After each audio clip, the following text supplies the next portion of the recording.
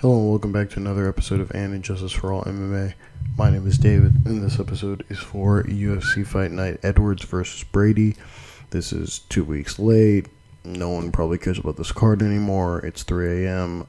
I have to be quiet, so I can't be as enthusiastic as I want to be. First thing I want to point out is the judges were actually pretty good on this card. A lot of times when cards go international or go outside of the U.S., as much as I complain about the U.S. scorecards, the European scorecards, as much as I kind of nitpick and whine, their cards are a lot more cleaner. They're just a lot more cleaner, and there are certain fights on here where they're, in a way, they're just kind of locked in. If some of these fights, and we'll go through them, if some of these fights were in the U.S., I could see split decisions, a lot more split decisions than we saw. I could see robberies. In a way, I was kind of very happy that these fights were in the UK. Let's start off with the first one. It's Fletcher versus Loughran. I had this 29-28 split decision win for Loughran, but I had I give the first round to Loughran, last 2 rounds to Fletcher. I put a close marker on the last round. It's an interesting one. It's a real interesting one. We'll go through it, but let's start off with the first round. The first round, Loughran had 4 takedowns. Fletcher had a reversal. Close on strikes. I give the edge to Loughran, but Loughran won this round clearly with four takedowns. That's really what won him the entire round. You go to the second round where Fletcher had a takedown. A takedown, air quotes, standing back take. He kind of just took his back while Loughran was standing, but he outstruck him really. I guess you can't really call it ground and pound. They're standing and he's on his back, so he outstruck Loughran by about 25 plus strikes. This round definitively belongs to Loughran. And then we go to the toss-up round. The third round, Loughran had 4 takedowns. Now, he had 4 takedowns, but he did nothing with them. They're kind of just like he gets him down there. He's holding him. Fletcher gets back up. Takes him down. Fletcher gets back up. Takes him down. Fletcher gets back up. You get the point. That's 4 takedowns. But here's where it gets a little tricky, and in my opinion, I think you can kind of argue the round for Fletcher. Loughran does nothing with these takedowns. That's 1.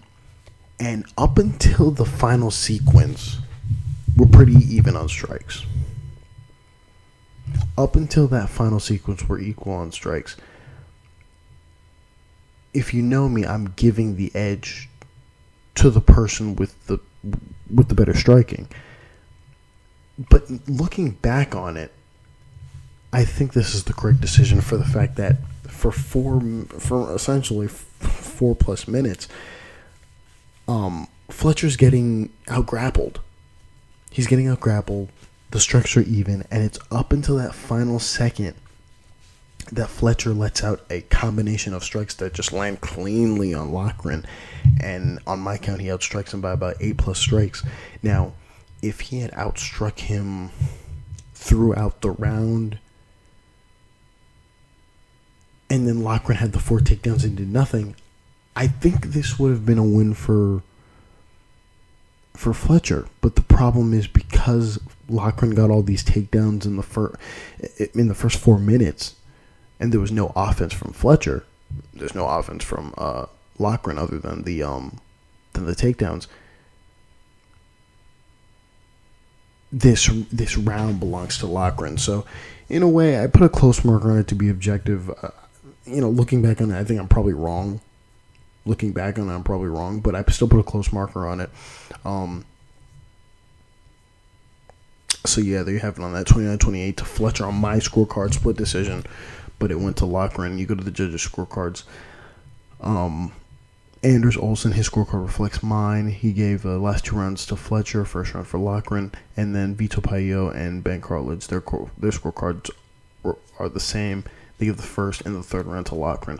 You go to the next honorable mention, and it's Bannon versus Tomar. this fight is just funny to watch. Bannon wins by submission in the second round. I give the first round to Bannon. This one I definitely disagree with the scorecards. In this round, if I can go to the first round, in the first round, Bannon outstruck Tomar. She outstruck her by about 2 to 3 strikes. Now, I want to reiterate that on my count, it's 2 to 3 strikes. I'm not counting the 40 billion orangutan-looking strikes that were coming from Bannon. Now, some of them I counted, depending on the impact of the strike. When she did those, they're not even teep. They weren't even teep kicks. They weren't even teeps.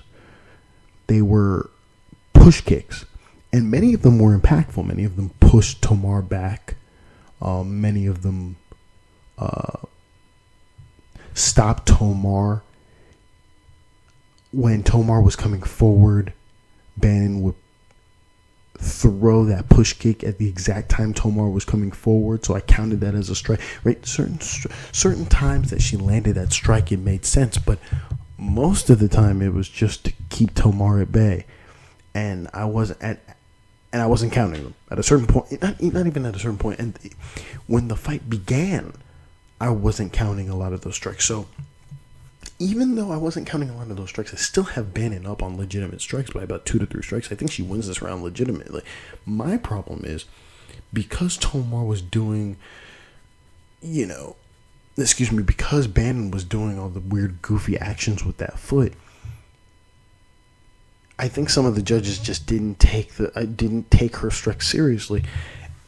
Bannon 100% wins this round on all the variables you want to put it. I'm going off of just strikes, but if you want to go off of activity and blah, blah, blah, blah, blah, she wins this round. Tomar lands a couple strikes that land heavy on Bannon, and so I think the judges just went to, she hit her hard good one time, so therefore she wins the round. That's a stupid way to score this card. Again, 10-9 on my scorecard. You go to the judges' scorecards. Daryl Ransom and Chris Lee, they both score at 10-9 for Tomar in the first round. Honorable mention. Despite everything I just mentioned, I still think that's a bad scorecard. David Leatherby, his scorecard reflects mine at 10-9 in the first round. In the second round, before the finish, Bannon is outstriking Tomar on the feet. She then gets dropped.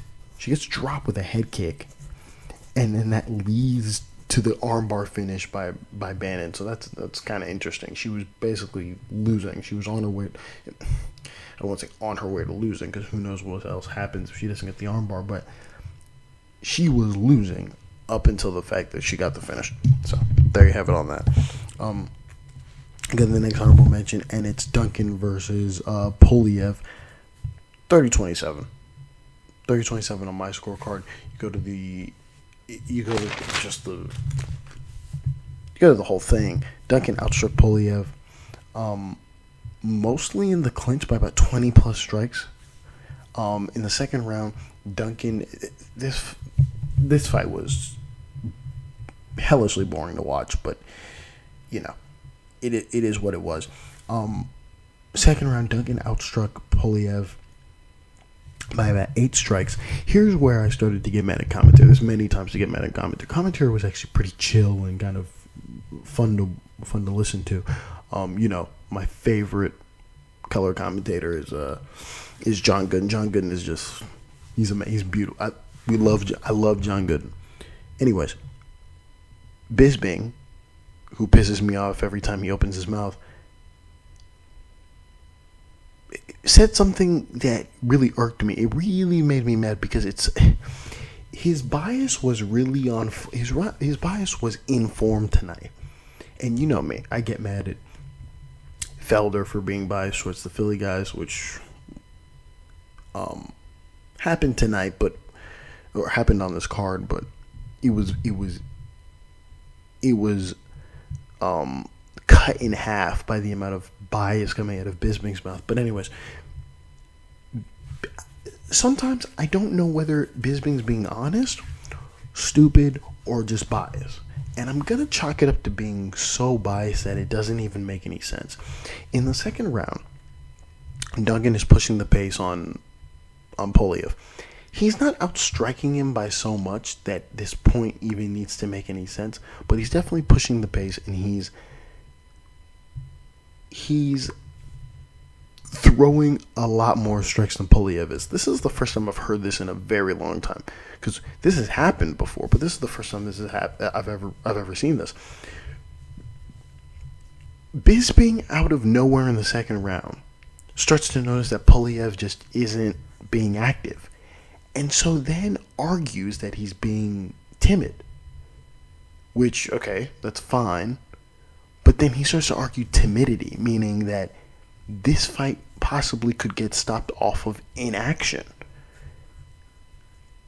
And I thought to myself, this isn't, what he's saying is ridiculous, it's insane, and he should shut the fuck up. He continues to go on, and because he's the loudest one on commentary, no one is going to combat what he's saying. To the point where Pulyaev even lands a couple strikes, and he's just like, oh, there he goes, but he's still being timid. I heard that, and I almost wanted to break my computer screen. Just wanted to put that out there. Third round, Duncan outstrikes Pulyaev by about 25 plus strikes. Boom. You have it. 30-27 on my scorecard. And all three judges' scorecards as well, except for Anders Olsen, who puts a 10-8 in the third round for Chris Leroy Duncan. Honorable mention there. There's no net. I mean, there really is no need for that 10-8. It's an unnecessary 10-8. It's really stupid. Anyways, so yeah, there you have it on that. You go to the next. You go to the next scorecard. And it's Kavanagh versus Santos. This fight was really fun. This fight was very, very, very fun. Actually, before I go on to that fight, I want to make a point about Tybura versus Parkin. Nothing really to mention, just 29-28 on all judges' scorecards. First round for Tybura, last round for Tybura. I want to bring up something very interesting while I read this off. First round, Tybura had a takedown to close the round, and he outstruck Parkin. Second round, Parkin had a takedown with 2 minutes of ground and pound. And he outstruck Tybura on the feet by about 4 strikes. They showed the strike numbers for round 1, which were just wrong. They were just wrong. They were wrong. And this is my reasoning for bringing this up, is because the way the commentator was talking about this fight is something I actually agree with. It's something that doesn't happen too often. They're actually talking about how Tybura is outstriking Parkin. And I'm watching, and I'm like, yeah, I see the same thing. I'm noticing the same thing. But then later in the rounds, they start to highlight how Parkin is outstriking. They continue to highlight how good Parkin's strikes are. And, you know, when commentary does that, I get mad because he's losing, but they're highlighting how good his strikes are. And I'm looking at just the optics of the fight, because maybe I'm not seeing something, and I'm noticing, well, Tybura's outstriking him, but it doesn't look good. It looks really sloppy.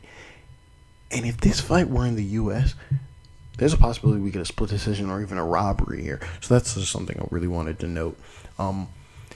Back to a much better fight, Kavanagh versus Santos. 29-28 for Kavanagh. First round for Santos. Last 2 rounds for Kavanagh. Okay, if I can find it here. First round, Santos outstrikes Kavanagh by about 6 strikes. It's pretty clear. You go to the second round, Kavanagh has 3 takedowns with good ground and pound, while Santos is very, very active on the bottom. In fact, he's more active on the bottom than Kavanagh is on top. He's a lot more active. If it weren't for these 3 takedowns, this round doesn't go to Kavanagh, but that's really the differentiator here. Then you go to the third round, where Kavanagh outstrikes Santos on the feet, by about 6+ strikes, and he has 2 takedowns with some ground and pound. Santos is also active on the bottom, but not as much as he was in the second round. Santos is fouling like crazy.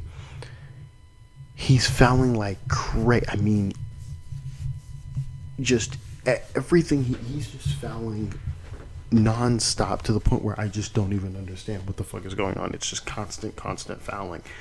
And a point wasn't taken from him, surprisingly. Just like in the Kutateladze fight, where the commentary argues, and it's funny, the commentary in this fight argue that, okay, it's 2 different fouls, so maybe we should point him. And they're right. It's 2 different fouls, maybe we should point him. Kutateladze had 2 different fouls in the last fight, and he didn't get pointed. The shitty thing about that is that even if he were to get pointed in that fight, he still wins on the scorecards. It's not a draw. But that's whatever. That's just me nitpicking. You go to the judges' scorecards. Got the judges' scorecards over here, and I believe all 3 have it the same way. Yeah, why did I mark this down? I think it's just because I just wanted to whine about the fouling from Santos. Yeah, scorecards are all the same as mine. You go to the next honorable mention, and it's Herbert versus Padilla. This fight was garbage. But this fight pissed me off because of the way they were talking about it in commentary. When Bisping and co talk about this fight is close, that makes me scared. Because they say everything is close. They do that. They do that all the time. They do that a lot. Like a lot. During the Blachowicz versus Ulberg fight, they said, "Oh, every round's close," and that's necessarily not. That wasn't true. We'll get to that in a second. I mean, one of them was close, but we'll get to that in a second.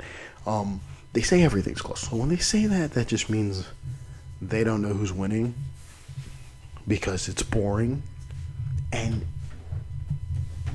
that's just a stupid way to score cards. Granted, this fight was really, really, really fucking boring. You go to I had this 29-28 for Padilla. First turn for Padilla, easy. Last round for Herbert. This fight ended up being a split decision. We'll get to that. You go to the first round. Padilla outstruck Herbert by about 8 strikes. Second round, he outstruck him by about 7 strikes. A lot of this is in the clinch. Some of this was on the feet, but a lot of this was in the clinch. And then in the third round, Herbert outstrikes Padilla by about 6 strikes. You go to the judges' scorecards, and it's just all over the place. It's really fucking stupid. Daryl Ransom, Vito Paio, their scorecards are correct. Their scorecards reflect mine. And then Anders Olsen, he gives the last round and the second round to Herbert. Honorable mention, that's ridiculous. Second round goes to Padilla. There's nothing in that round that reiterates that Padilla lost that round. Okay, then we go to the next honorable mention, and that's Nelson versus Holland. This was a good fight for Kevin Holland. I like these sorts of fights where, you know, someone is active on the bottom and it matters. Someone is super, super active on the bottom. I love these kind of fights. Nelson versus Holland, 30-20. Guys, this is a 30-27. It's a 30-27. It's almost like this is. I disagree with all 3 judges. I think all 3 judges are wrong on this. 30-27. Okay, 30-27. You go to the first round. Nelson had 2 takedowns with some ground and pound, but Holland was very active on the bottom. I mean, he was so active on the bottom. He was so active on the bottom. He outstruck him from the bottom. He had the more impactful strikes on the bottom. He stunned him multiple times on the bottom. And then what won him this round was obvious. He outstruck him on the feet as well. And then he dropped him at the end of the round. So there you have it on that. This round belongs to Holland. You go to the second round. Nelson had a takedown as well with... When I say very little ground and pound, that's me being generous. Little to no ground and pound. Okay, Nelson had Holland was very active on the bottom, and he outstruck Nelson on the feet by about 20 plus strikes. He goes to the third round.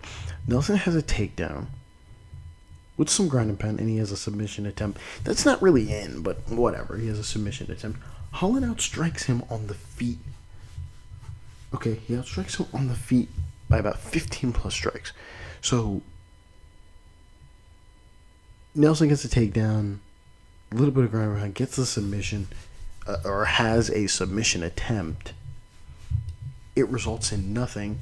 Holland getting up and essentially working his way back and winning this round. I don't think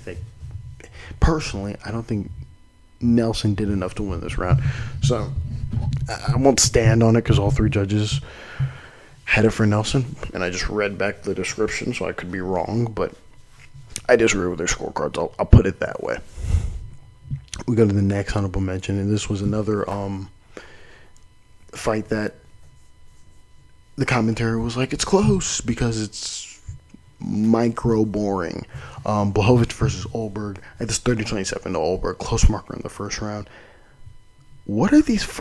Who's counting the strikes in the first round? Who the fuck is counting the strikes in the first? Somebody help me. Because it made no fucking sense. Okay? In the first round,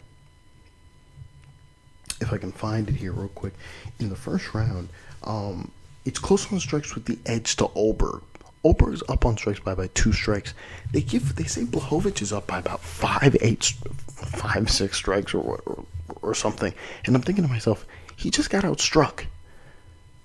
Blachowicz did not win the first round. I don't know what people are watching, but Ulberg outstruck Blachowicz barely, but he outstruck Blachowicz. I put a close marker on it because it's only 2 strikes. I can't stand on it. You go to the second round. If I can find it here again, you go to the second round. Ulberg outstrikes Blachowicz, this time by about 16 strikes, okay? And then in the third round, he outstrikes Blachowicz by about 14 strikes. It's really clear. It's very, very clear that he's outstriking Blachowicz in the second and in the third.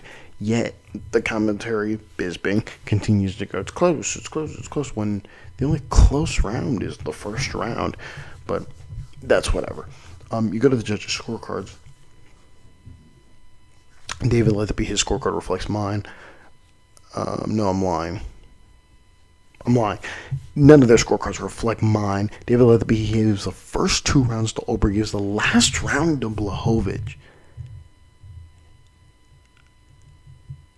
That's insane. This might be the worst scorecard out of them. This is the worst scorecard out of the 3. Honorable mention, David Leatherby. He gives the last he gives the last round to Blachowicz. He got outstruck by about, I'm reading it now, he got outstruck by about 14 plus strikes.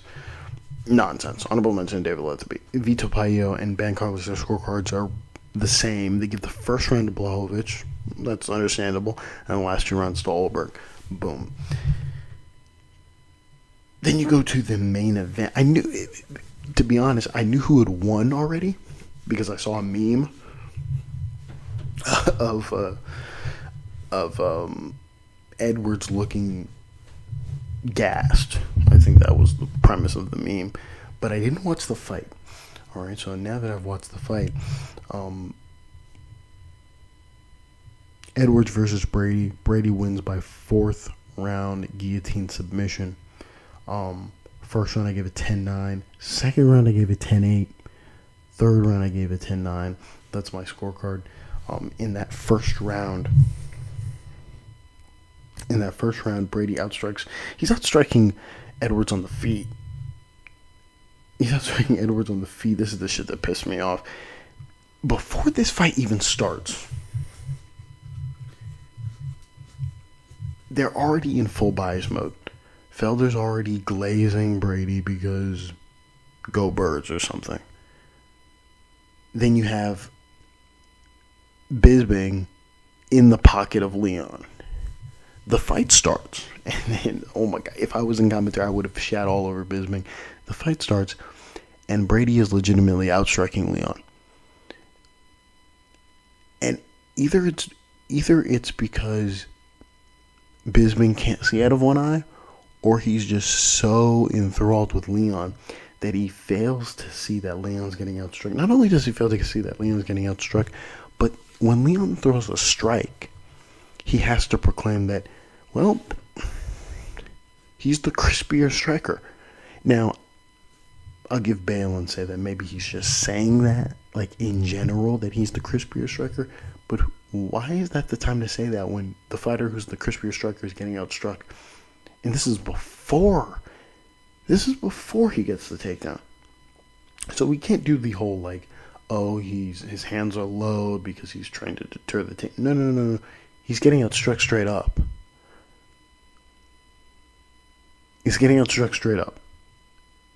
And Bisping can only talk about how Leon is looking good. It's only until the third round where this is so insane. It's only until the third round that Bisping then wants to proclaim, oh yeah, this was Leon's worst round. He's got to wake up. He should have woken up after the second round. The third round is what makes you guys say that he should have woke. Let's get to the scorecards. First round, Brady outstrikes Edwards by about 15 plus strikes, and he has a takedown. Second round, Brady has a takedown with ground and pound for 4 minutes. He has this takedown at 4 plus minutes. He gets a takedown with ground and pound for 4 plus minutes. Possible 10-8. I gave it 10-8. And then the third round, Brady has 2 takedowns with ground and pound for about 3 plus minutes. Before the finish, in the fourth round, Brady is outstriking Edwards on the feet. He has a takedown with some ground and pound, and then that leads to the guillotine choke. You go to the judges' scorecards here, and none of them gave it 10-8, but all 3 rounds, Clemens Warner, Ben Carlidge, and Chrisley, all of them have a 10-9 in all 3 rounds for Sean Brady. So, there you have it on that. That's pretty much it. Thank you all for listening, and God bless.